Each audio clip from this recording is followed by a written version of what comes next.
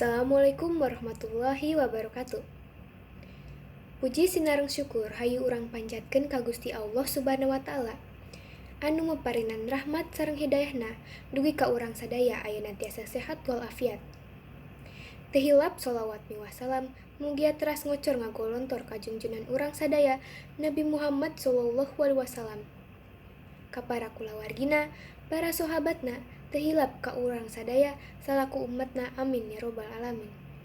Tepangkeun wasta abdi Ayesa Nur Latifah, simkuring nganggem pancen janten panumbu catur, teu hilap ngahaturkeun nuhun ka para pangjejer sarta pamilon anu parantos kersa hadir dina ieu kumpulan. Kanggo medar sareng ngadiskusieun ngeunaan pangajar tatap muka dina musim pandemi.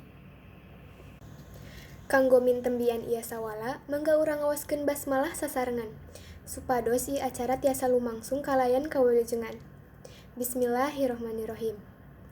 Para pangjejer sarta pamilon anu kusimkuring dipihormat, dina dinten anu sae ieu, urang kasumpingan siswi SMA N1 Majalengka. Simkuring sejen nepangkeun para pangjejer anu bade ngadugikeun kamandangna. Pangjejer anu kahiji nyaeta Zefira Sapakumara, anu asalna ti Jati7, Bogor kaping 8 Maret 2004. Mantenna mangrupikeun salah sahiji siswi kelas 11 MIPA 4. Wilujeng enjing teteh hatur nuhun kana kasumpinganana.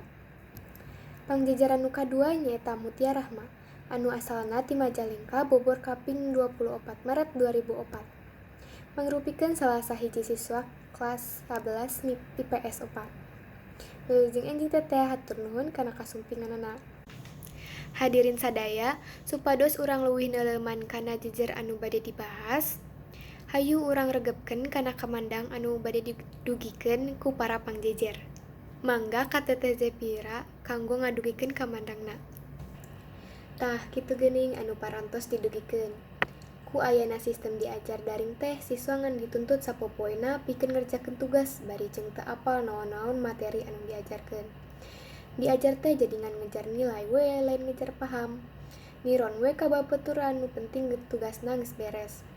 Apaning lamun ku ayeuna diajar tatap muka mah siswa teh jadi leuwih gampil bari tumaros oge. Ku kituna siswa teh leuwih paham kana materi anu diajarkeun ku Bapak Ibu guru.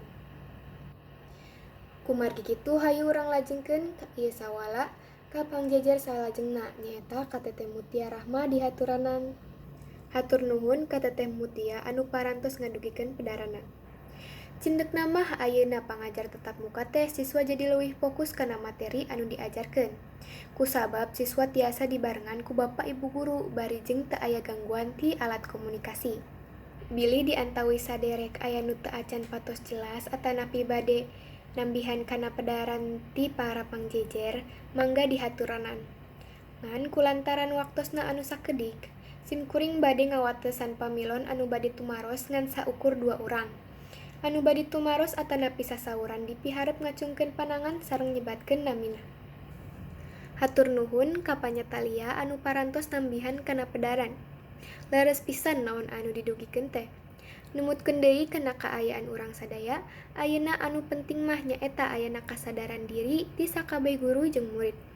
Ari eueuh sumanget sareng usaha ti diri sorangan mah bade diajar sakumaha oge materi teh nya moal ngartos.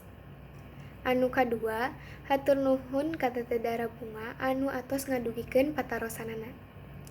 Kirang langkung nyaeta ngeunaan hubungan sistem ngajar salami tatap muka jeung protokol kasehatan. Sumangga ka Teh Mutia kanggo ngawaler ka patarosanana. Hatur nuhun ka Teh Mutia anu parantos ngawaler patarosanana. Anu eusi waleranna nyaeta kurang leuwih ku cara ayana tata tertib anyar anu ditambihan ku protokol kasehatan. Jeung ayana jadwal giliran diajar supados teu sakabeh siswa prung dibarengkeun di sakola. Tah kitu geuning saderek pedaran anu didugikeun ku siswi SMA N1 Majalengka. Mugia we saderek sadaya sarugema kana naon anu parantos didugikeun. Simkuring ngahaturkeun nuhun ka para pangjejer anu parantos midang, kitu oge para saderek sadaya anu parantos daria pisan ngalaksanakeun ieu sawala. Anu jejerna ngeunaan pangajar tatap muka dina musim pandemi. Simkuring nyuhunkeun dihampunten bilih salami mimpin sawala aya kalepatan. Mangga urang tutup we ieu sawala ku ngaos hamdalah sasarengan. Alhamdulillahirabbil alamin.